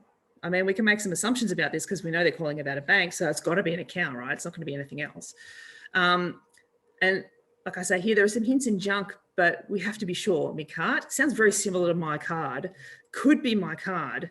You could have that kind of stuff in your bot to catch it, but we're not really sure. So let's ask. So the bot then comes back with a question: which card did you want to increase the limit of? And that should confirm, hopefully to confirm the information that you already have. Every single question that you ask should confirm something that they said the time before. Don't introduce new information without confirming and reaffirming information that you've already got. That will build confidence that the person has, that your bot has understood what is being said without being in your face about it. So if you can naturally throw in, I understood this piece of information, this piece of information, this piece of information, and my bot thinks these are important. And you throw that into the sentence with the additional piece, the question about the additional piece of information you're after. How you phrase that will be dependent on the personality of the bot, the type of bot it is, the type of company that you're building the bot for, the purpose of the bot itself. Those are things I can't really help you with, but this, if you can keep this in your mind, never force information down the person's throat, lead them on a journey, have a conversation. So if you can do this part, that's great. So this is what you want to know. So which card did you want to increase the limit of? And you can move that around, you can swap them around again, because, you know, we can do that with English. We can just move things around and have it mean the same thing and just phrase slightly differently, just to help comprehension. So you can always look at your statistics to see if people understood. If they're not understanding it, change the way it works. There's no shame in that. You know, sometimes the only way that you can find out these things from your demographics is by actually putting it out there and then looking at the data that comes back. And if people like it, great. If they don't like it, change it. Just change it. There's no problems with that. All right. So some other cool things the bots can do. In the background, the bot can be looking at your passive voice identification.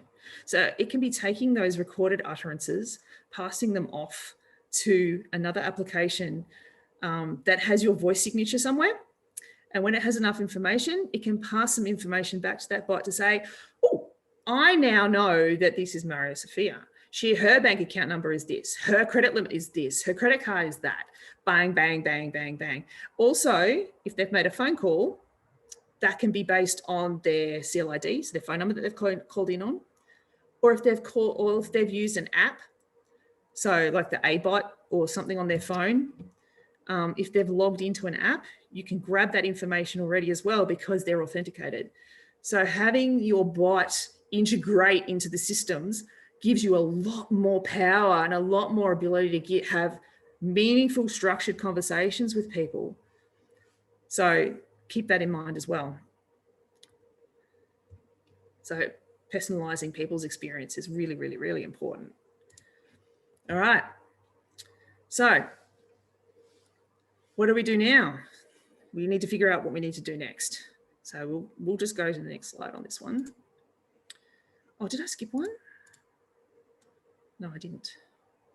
I thought I did. No, okay. So the bot decides at this point in time that it needs to start again. So it actually skipped a step. So in this case, we're going to punch out the recursion. So I'm going to give you an example of recursion. So right now, this is the end of the bot. So the bot is finished. And it finishes with this question. It finishes with, which card did you want to increase the limit of? Okay, because at the moment, it doesn't actually know anything. It doesn't know the card that you want. It doesn't know the account, but it knows that you want to do something. It knows you want to increase that credit card, that card limit, but it doesn't know which card. It doesn't know which account yet. So this is the really cool part. It primes itself to run again from the top. But what it does first is it goes and writes down somewhere on a little scratch pad or, in a database somewhere, everything that has already been said. And the reason this is very useful is because you can get a clean slate, start your bot again, and then use that information to make decisions later on, okay? All right. So Maria, pretty relieved to hear the question. It's like, oh, okay, they're not asking me these open-ended questions anymore. I don't have to think in my fourth language. Okay, cool. I can just answer mi visa, just like that. Super easy. So now we're back at the top. And at the top, all we've got for the utterance to start off with is mi visa. That's it.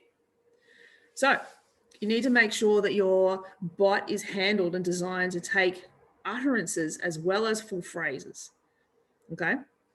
So in this case, we've got a couple of sentences, so a couple of words that are very, very, very powerful. So nouns, who are they? Verbs, special actions, junk. Right, nouns, who are they? We know who they are. It's Maria. We've been talking to her, so it's her. We can make that assumption. Verbs. Well, we don't know what the verb is. Oh, wait, hang on. Yes, we do. We already did that. So we can go and look that up. Special actions, adverbs, adjectives. Again, we already know those, so we can go look those up. Junk, what's not relevant? There's nothing not relevant about this sentence. Okay. So is this mi visa? It fits in with this memory. What does it already know? Is this part of an ongoing conversation? Is it a new conversation? Make these decisions. It'll make your life a lot easier. It means you can throw things in. It makes your bot a lot more powerful as well. You can throw, for example, you can throw a phone call across to the bot and have it talk from a contact center agent. So a contact center agent can populate pieces of information and have the bot remember it. And then they can punch in halfway through a conversation, things like that. It's very, very powerful. Of course, you need to remember that the whole conversation is a conversation, right? Okay, so now this bot remembers now that Maria wants to increase her credit limit. And now it knows it's on her Visa card.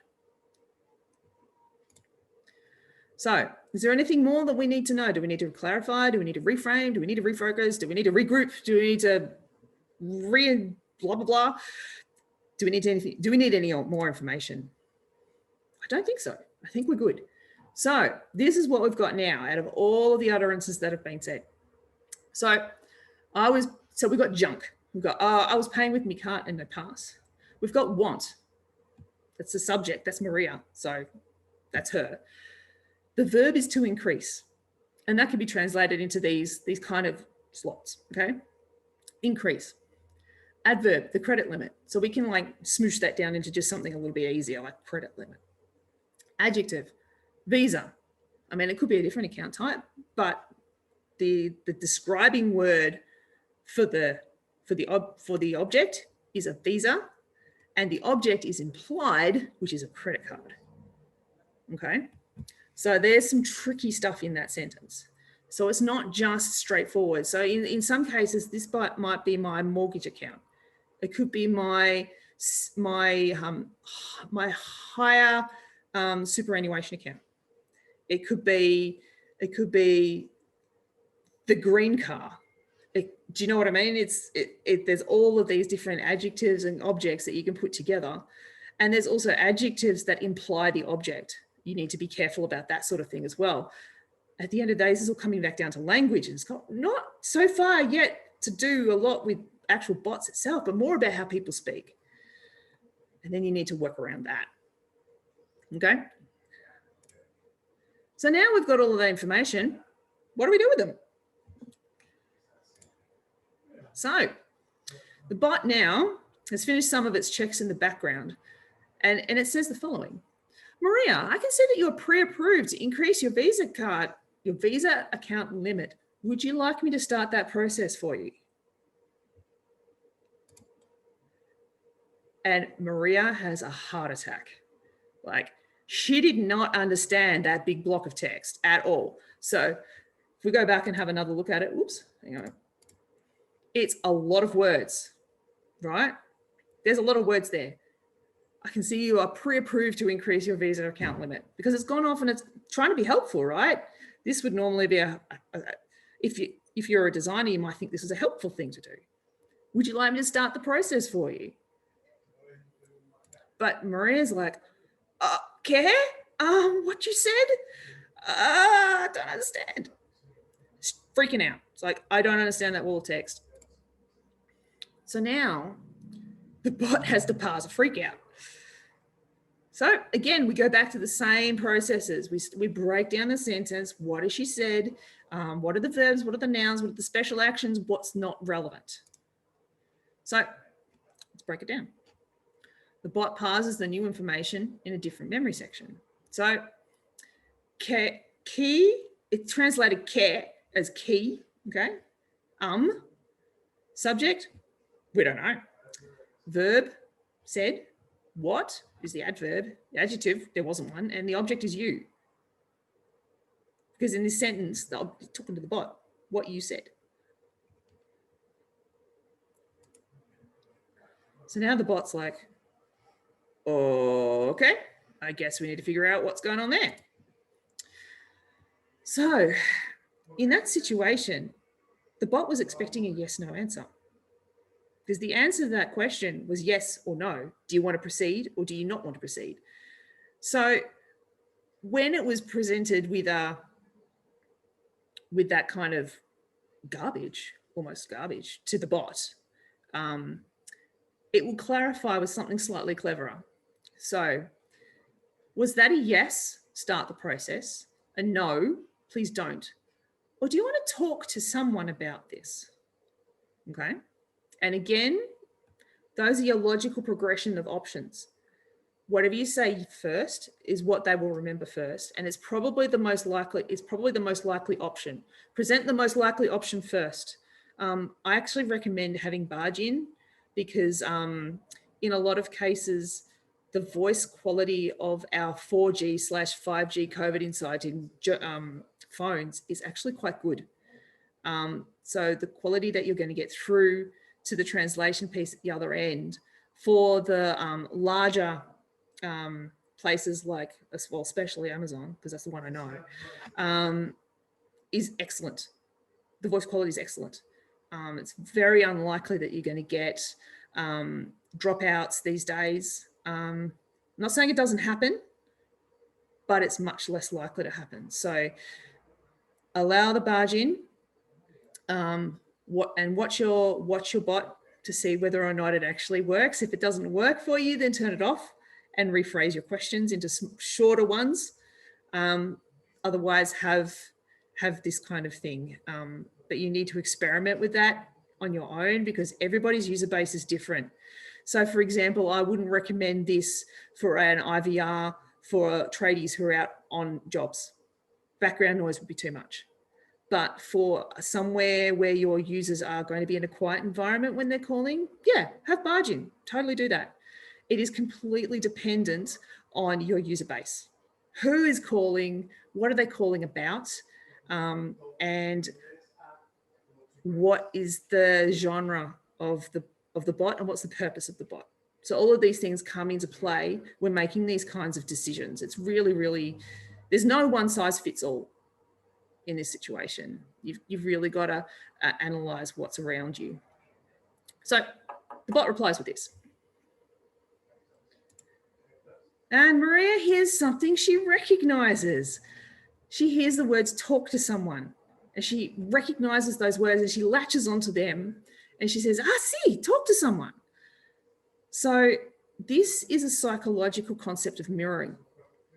Mirroring is what happens when you say words and the person you're talking to will, whether they realize it or not, repeat those words back to you. They will frame their responses to you the way that you frame them. So it's what's called leading the witness. Use it mercilessly. Use it absolutely mercilessly. If you want certain responses, it will lead with those words. It will make your life a lot easier when it comes to figuring out how to set up your utterances, how to narrow down what people say, and they won't know. They have no idea. It's the illusion of choice as well. Illusion of choice is another one of my favorites. Make it look like you're giving them a choice, but actually limit them to the things that you want. All of these psychological tricks are really, really important when it comes to voice user interfaces. I'm going back to my role-playing days doing this sort of stuff, making my gamers feel like they had a choice when really they were doing exactly what I wanted. They were responding the way I wanted. They were working within these parameters. And all of that happens with how you phrase the questions, how you present things to people. So go look up mirroring.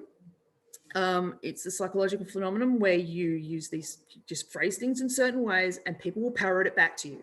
So that will make your life a lot easier when you're trying to work out utterances and other kinds of sentences. And it'll make it look like you're doing natural language parsing and you're actually not really. Okay. So that's my red hot tip. That's my favorite one. All right. So we're now in the clarify section. So do we need to ask more questions? Do we need to reframe it, or can we keep going? So bots on it. It's got a new answers. So it figures out that RC, like that, and C in Spanish means yes. So RC, but that's junk. We don't care about that. Subject, not sure. The verb is talk to someone, because we're going to actually have that as a verb. Adverb, adjective, object. We don't care. They want to talk to someone. We'll latch onto that. So we know what to do next. So the bot is now winding up its interaction with Maria and sending her on to the next step. It moves her to the right banker. So this will be a contact center environment. So she's made a phone call in, been presented with this bot, and then is transferred off to the agent. This is something that I know Amazon Connect does.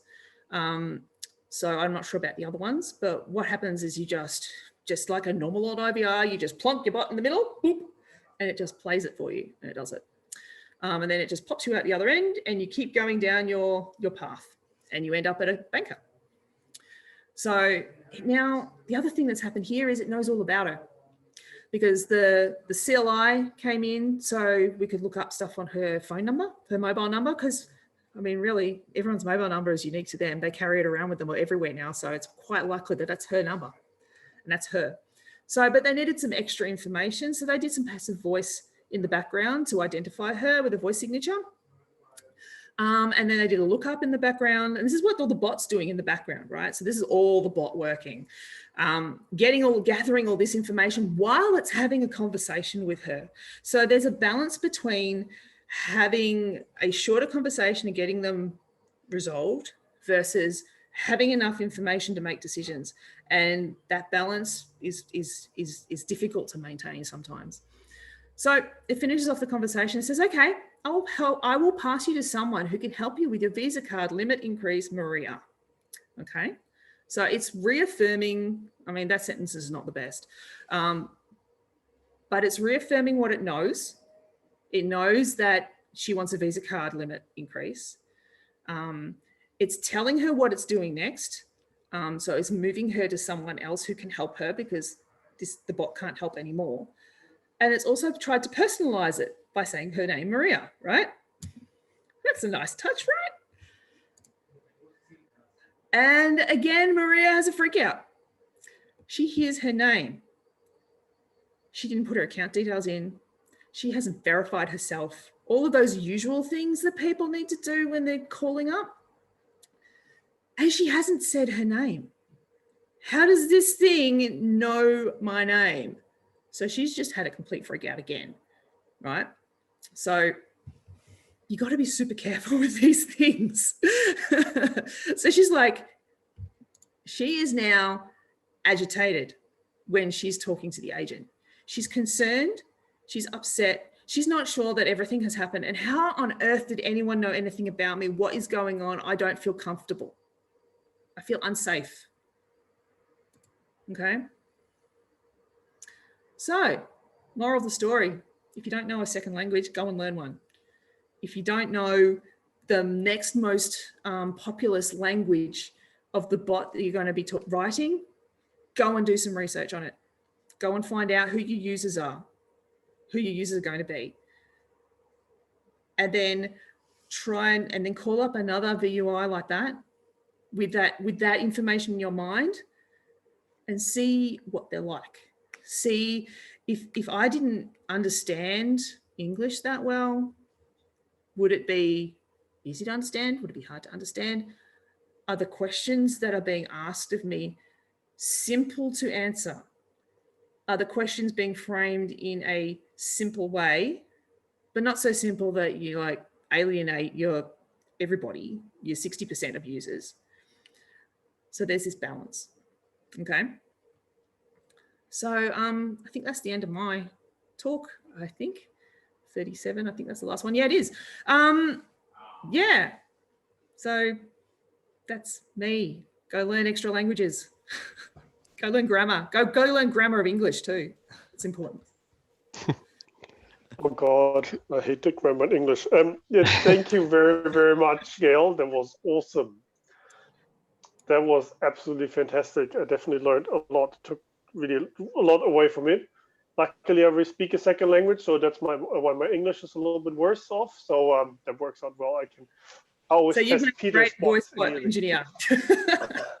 Great VoiceBot engineer. Always a good test person for Peter. And yes, frustrated. So where did my question to you go to? Oh yeah, here. There was one question. Do we have any thumb rules as best practice to clarify with an end user before directing them somewhere else? So a number of attempts, queries, anything like that? Oh, the numbers. That will depend on quite a few things. Most of it will depend on your frustration levels of your users. Some users are more tolerant to repeats and errors, some are not.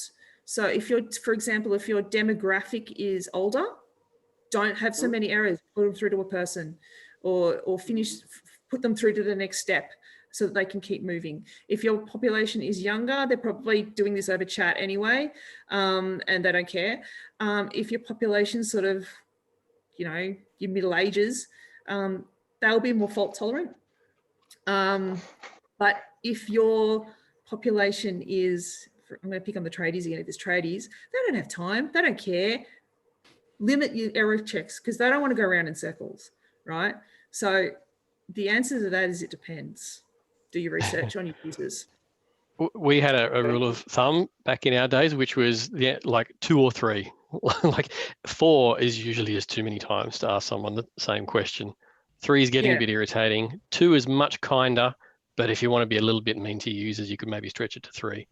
That was sort of the logic we used to work on. The other thing is that you can do, and this is something that Lex has, I don't know if the other bots have it, when you are asking one of those repetitive questions, you can ask it to randomly choose from a list of questions that are similar but not the same.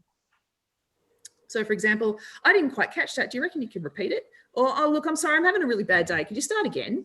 And just have like 5 or 6 questions that are effectively the same thing, but aren't the same words. And that will release that kind of frustration of, oh, I'm talking to a bloody bot again, aren't I?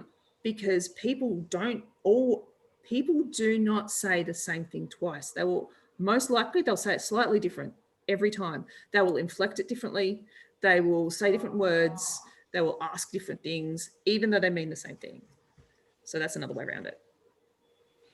I think Gail also touched upon some interesting points about hooking your voice IVR into other parts of your system, so CRMs and all that. I think it's also important to check things like how long is the queue that you would send the customer off to if you are escalating. If that queue is longer than you think that the person would want to stick on the line, maybe they're better off trying to take another stab at the question that they're failing at, rather than waiting in a queue for another 1 hour if you're like a services organization. So, look at the holistic side of things. Yeah, you've got to look at the whole thing as an entire conversation, not as just a bot. So when you're going through this, it's an entire, I'm going to say these horrible cliche words, customer journey. Oh, sorry. But it's an entire conversation. From the moment they pick up the phone to the time they hang up, it's one conversation. It's not multiple chunks. So you've got to make sure that your conversation across the board is consistent, not just in your part, okay? Because otherwise it becomes jarring and it doesn't match up. So no matter what you're doing, if you are one part of the system, you cannot keep your brain, or you cannot design your bot so that it's just that part. You've got to design your bot so that it's part of a whole, the whole thing. Okay. Wow. So there was one question, and I think one absolute last question, then we will have to switch. Well, we'll probably have to switch over to the panel anyway. We're already running really late. But from my side, I can say there was an awesome part from Peter and from Gail, from all that information. And now we're adding in there, Pavel, we're adding another, wasn't it another question poll? That's the word I was looking for. What do you think is the biggest blocker to launching a voice bot?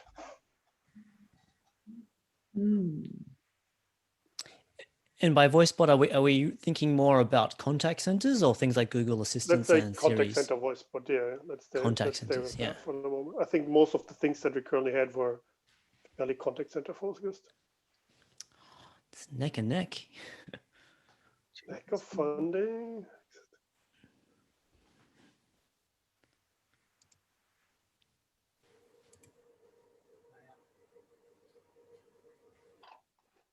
There's a lot. Are we excluded from voting, or us organisers? Yes, it seems that we are. Yeah, guys, no I don't votes know for what us. happened. It was before we could as organizers, but I think Zoom changed something about it. Maybe I need to leave the settings. We have no opinions. Our opinions are skewed. 65% vote, guys. We need more votes. We need more votes. Spread though. 65% only. Should we take a bathroom type break, or should we forge on straight through the panel? You can unmute yourself. I don't know who I was asking that to. Well, hey, look, if people need to run away and go to the bathroom, I think they can do it. Jump off for a bathroom break. I think everyone's been doing it as they need empathetic. to. Yeah. Well, while the bathroom break's happening, I just want to say something. I was skimming through the chat and I saw the SSML stuff. I can say that for Amazon, they very much have intonation in there. So you can put stresses in different words. You can make it go up and down. You can be very, very precise with what you need to do if you want to make those kind of changes. Their current, sound like I'm spooking a little bit, but I am absolutely freaking amazed by this actually. Their text-to-speech neural bots, there's a couple of them, are phenomenal, like phenomenal. They're just the ones that they wrote specific, and there's one for Australia coming very soon, by the way, very soon. You didn't hear that from me. The one from the US, Matthew, is ridiculous. Like it sounds like a person. Like it's just crazy. And if you pay enough money, you can get your own unique voice made into one of those neural bots as well, so you don't have to use one of theirs. And yeah, it's good. Yeah, I think I said to someone privately that the organizations keep kind of leapfrogging each other there. They keep kind of jumping ahead with the technology, and Amazon seems to be the latest to do that. Yep. And it comes back to the big server farms. They've got this processing power. They can do it. For everybody that missed it, there was your bathroom break now. So we'll continue now. So I'll do a quick introduction. I can do the introduction now of Daniel, Dan Wong. He's a solutions engineer. Dan, he goes by. And he's been in the, sorry? Dan, yes. Dan, he's been in IVR and contact center industry for over 20 years already prior to Twilio, and has held many roles in Cisco and Genesis and Dimension Data, so NTT as it's known now, and yes, he has a lot of experience in a lot of the big enterprise as well, which is very nice and fortunate because that's pretty much what Gail and Peter have as well. So that's why we really have a star cast tonight, to be honest. We were very lucky with the people that we got, I think. So we will start around, we'll do maybe Dan, Gail, then Peter. As the first one is, first question is, what is the funniest transcription from a voice to text error that you have heard or seen?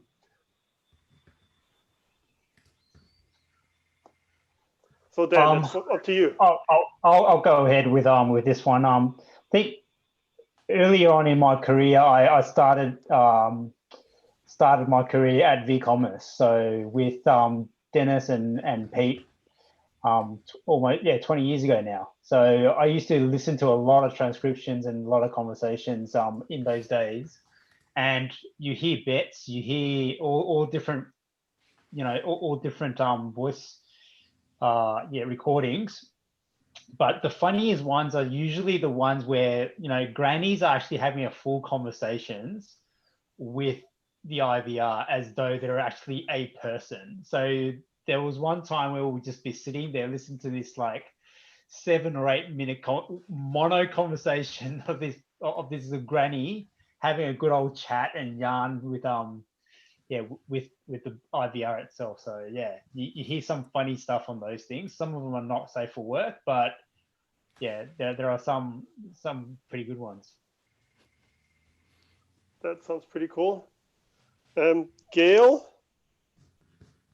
Yeah, one of the best transliterations I've seen. I can't remember what the original text was supposed to be, but it came out as, "Where is my Asian transvestite?" That was pretty special. That was certainly helpful for the NLU. That was certainly quite I didn't know what to do with that one. Sounds like something Apple autocorrect would do. How did you then clarify that one? Which Asian transvestite did you just ask again? It's like, nope, not touching that one. No idea. Let's just start again. Fair enough. And Peter?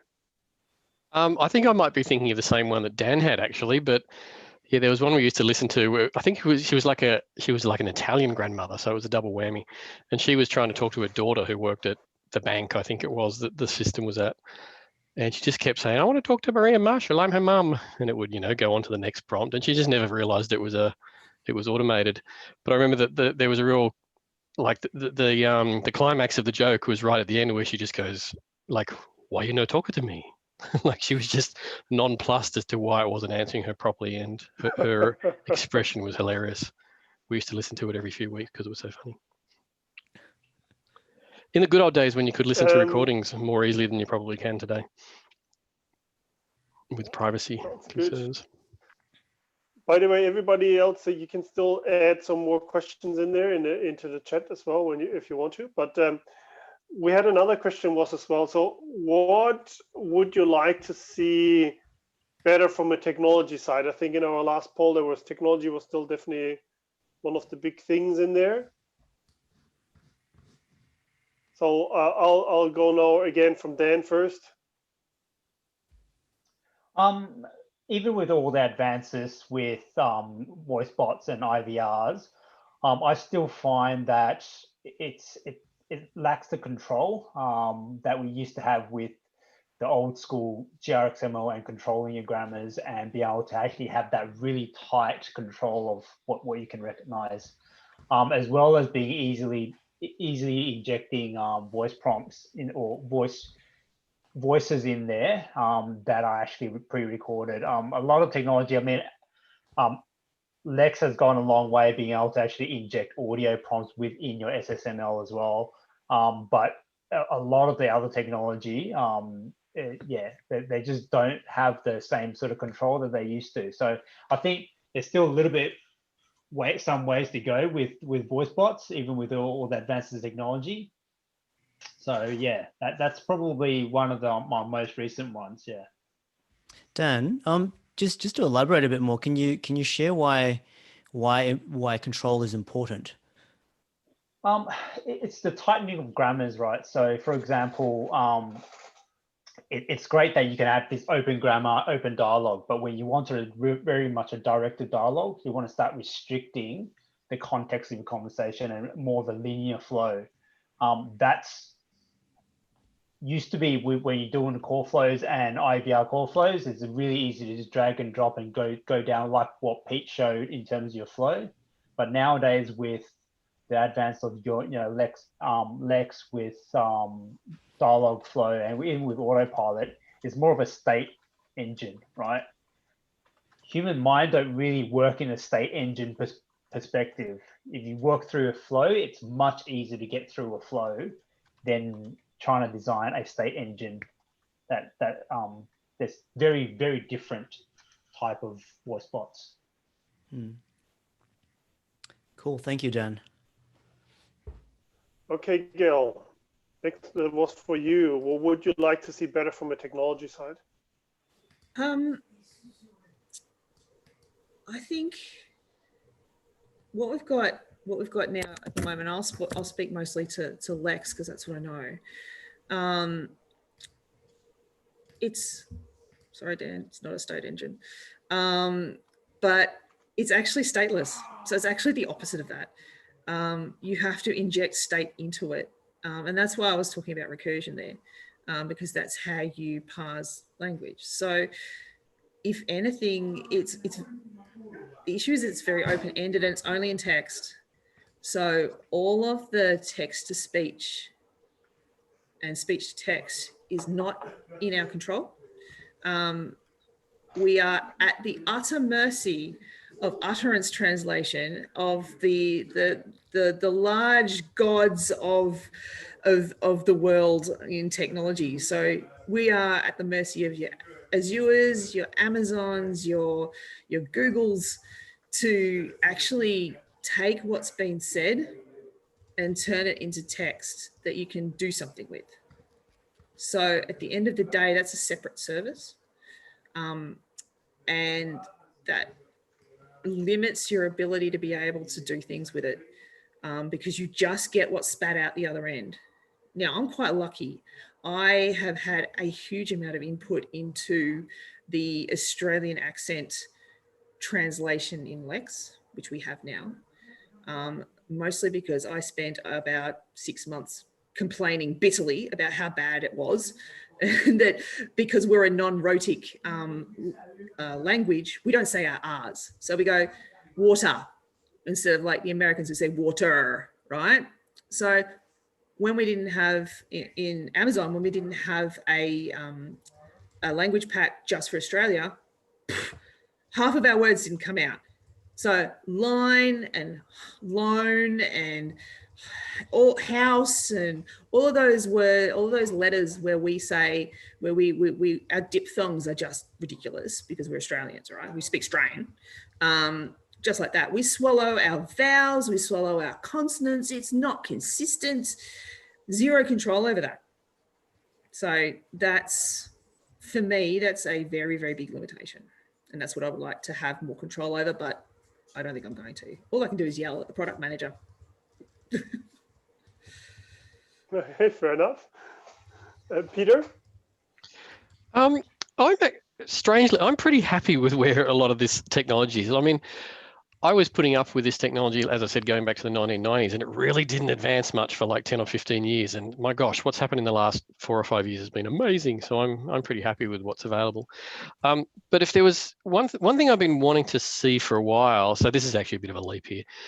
A lot of the stuff that Gail talked about, what I would love to see is someone kind of working on kind of automating that to some degree, like keeping track of the concepts that have occurred, keeping track of the context, kind of taking it forward, correcting it where the user does that, but some sort of automatic monitoring of the conversational context and being intelligent about it.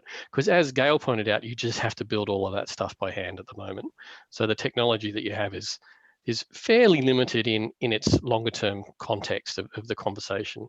So that's my dream going forward, that some auto magic management of the conversational context appears. And I may be dreaming there, but that's what I'd love. No, I think it'll come. Fair enough. Yeah, stuff was advancing amazingly. So It's how much do you trust the machine to curate it for you? Right. So comes back a couple of meetup ago, I think it was, we talked about how, you know, Chatbot can go, you know, can actually, you know, go in their own direction and make a really bad experience of it. It's exactly the same technology sits behind this, right? So yeah, VoiceBot can do exactly the same. You don't really want to be letting the VoiceBot spit out exactly, all the wrong things and wrong answers. Good, thank you. There was Sam asked the question of how much money are they charging for unique voices. I'm not sure if anyone from the panel has an answer for that. Close to $1 million, I believe. Probably, I think it's between $500,000 and $1 million is what I believe it was. yeah, I knew it was a lot. I didn't know it was that much, but yeah. Yeah, it's a lot of work. Yeah, yeah, exactly. I was making this point to someone. If it was easy, just recording. Yeah, if it was easy, there'd be lots of voices. And the reason there isn't that many voices is because it takes a lot of effort to make a single high quality voice. Yep. Worthwhile for Morgan Freeman. You have to pay him a lot of money to do it. It took 6 weeks of recording. I know, the $1 million is nothing to get Morgan Freeman on board.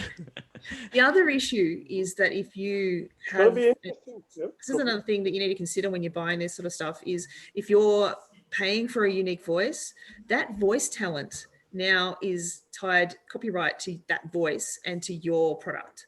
So you have to pay them for their time and the rights to use their voice, so they can't work in that space anymore. If they're a voice talent, that's crimping on their style. So that cost, that's part of the cost as well.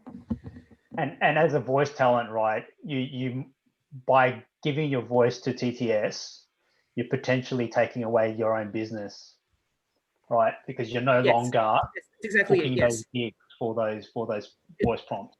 You're probably not allowed to legally as well.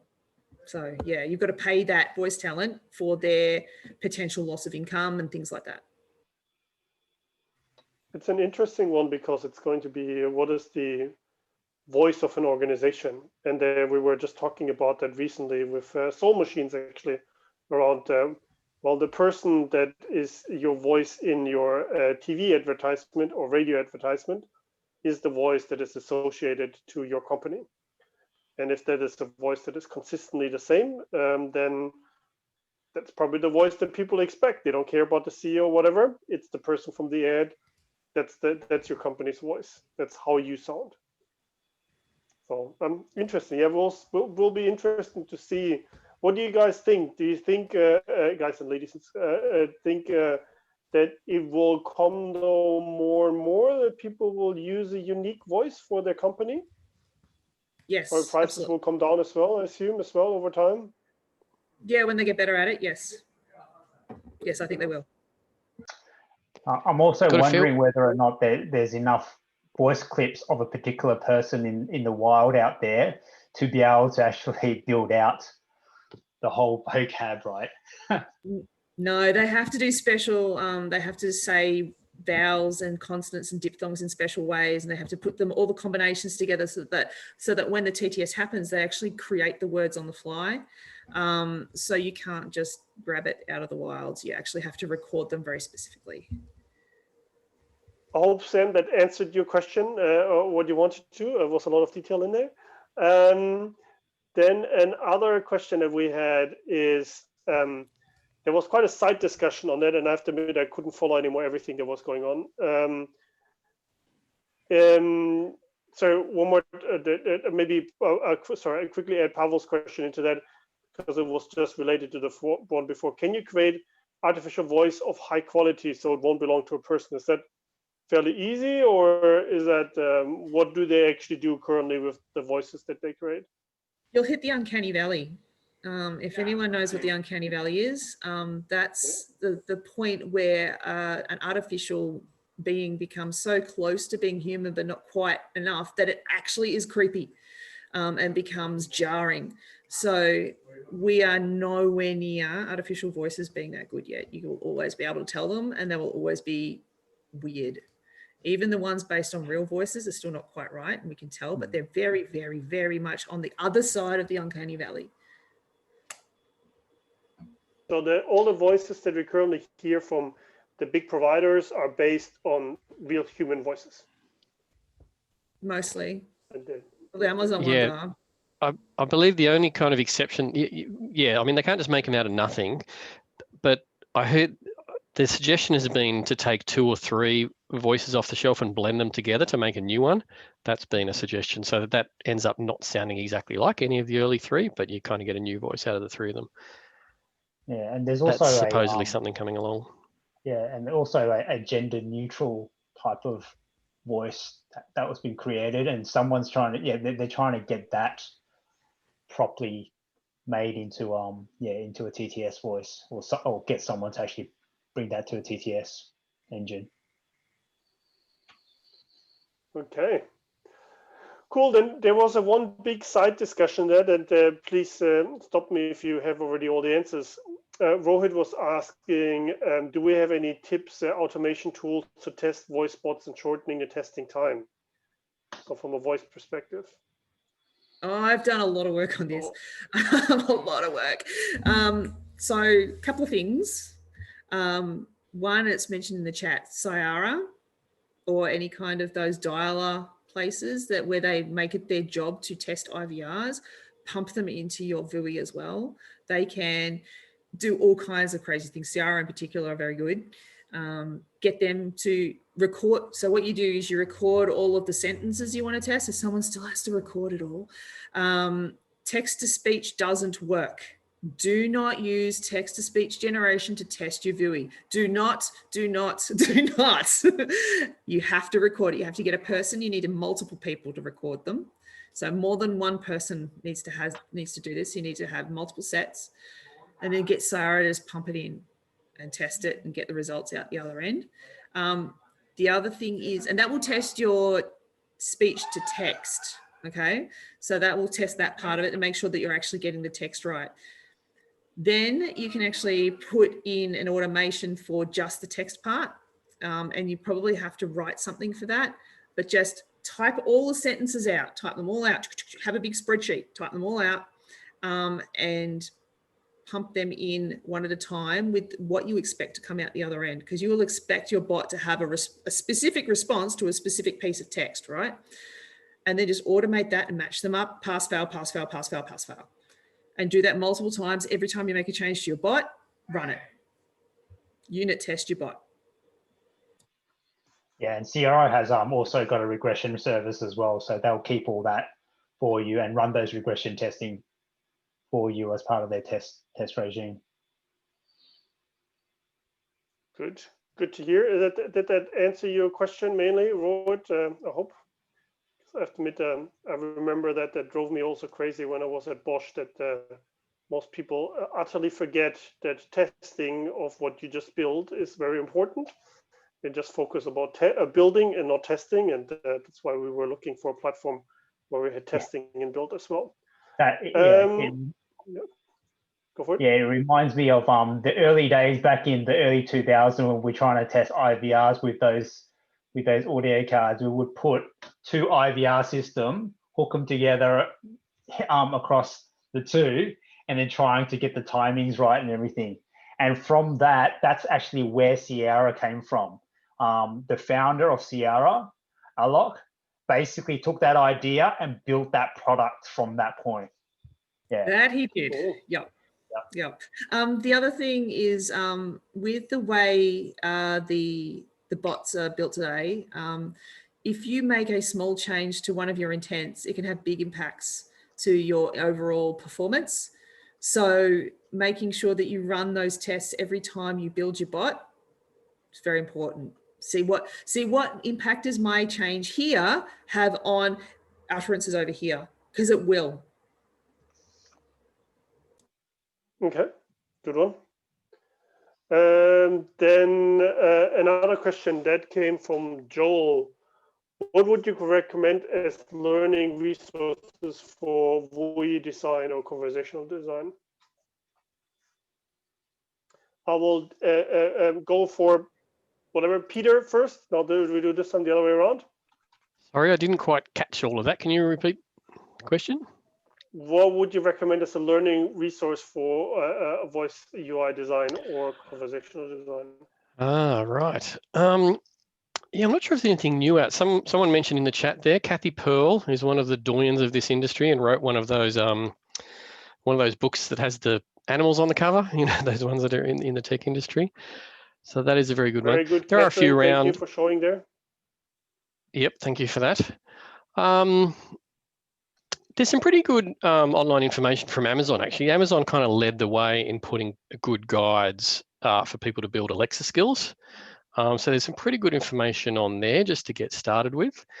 So I don't know if you're asking specifically about reading sources, but to really get going, you can read all the theory, but it doesn't really hit you much until you start using it. So starting to do things like just building your own little Alexa skill or Google Assistant thing or something like that is a really good way to start to feel some of the real problems and realize what else you have to learn and go and research those particular things. That's what I'd probably recommend. Good. Gail or Dan, one of you? Yeah, I'll go next. Yeah, get into it and start doing it, and then use it yourself. So things like go and work out how to build an Alexa skill for your home automation. Do it. Make your own skill that you can access, that you can do. You can talk to it. It will do what you want it to do, and have it respond back to you. Write a game for your kids. Write one of those turn-based games. Get them to navigate through it. Tell jokes. Do something with it, and use it yourself. Eat your own dog food. There is no point in having a crack at this and not actually using it and go, oh, actually, that's pretty crap. I should do this a different way. Or I don't like that. Or because when you design stuff and when you write this sort of stuff and you don't actually use it, which will happen if you end up in doing it as a job, you may build things that you don't use. You'll start writing bad stuff. Yeah, and there's a lot of tutorials out there as well, right? So Dialogflow comes out with pre-built projects essentially half written for you. So use that as a starting point if you're not really comfortable as a programmer or as a developer. As well as I work for Twilio, and Twilio has a whole bunch of blogs for everything that they do, and it's open source, right? So yeah, it's all available on GitHub, etc. So there's a lot of material out there. YouTube. I think I programmed a Dialogflow bot that basically turns on my air conditioner. I just found a piece of code that hooks into my air conditioner, and I built something practical with it so that I can use my Google my Google Home to actually turn on and off my my air conditioning. Yeah, I was going to say something like that, that if you are going to get started out, one of the challenges is picking a use case. So yeah, if you can think of something like Dan said, something that you could use every day. Look, sometimes if you go onto the Alexa skills thing, there's probably 20 of them already, but you can write your own that does exactly what you want. So coming up with a use case that you would really use is just a really good place to start, because then you've got a real impetus to actually make it work for you. But try to keep it simple when you start, I guess. Alexa has a lot of things called, no, not you, A-bot, go away. They have a lot of things that they call blueprints, which are basically just like slap, here's the outline of something that works. It's very basic. You can take that, learn from it, and expand it. But yeah, home automation is the best one because you'll eat your own dog food on that one. Cool. Ellen had raised his hand. He wanted to ask a question, I think. What did you buy? Sorry, Borodin, that was just clapping for the Alexa. Oh, hey, Alexa. Sorry, clapping. Okay. Fair enough. Fair enough. We've got still, so Pavel, are we still recording, or should we slowly get off the recording and let people otherwise speak freely? Got still a number of questions if we want to, but I think we could make it until 12 o'clock at midnight, probably for the amount of questions we have. But Yep, Boris. So we are still recording, and I suggest, we will stop it now, and this will be all our official part. And now we can discuss some unofficial questions as well. So go a bit deeper. So let me stop our recording. Thank you, guys. And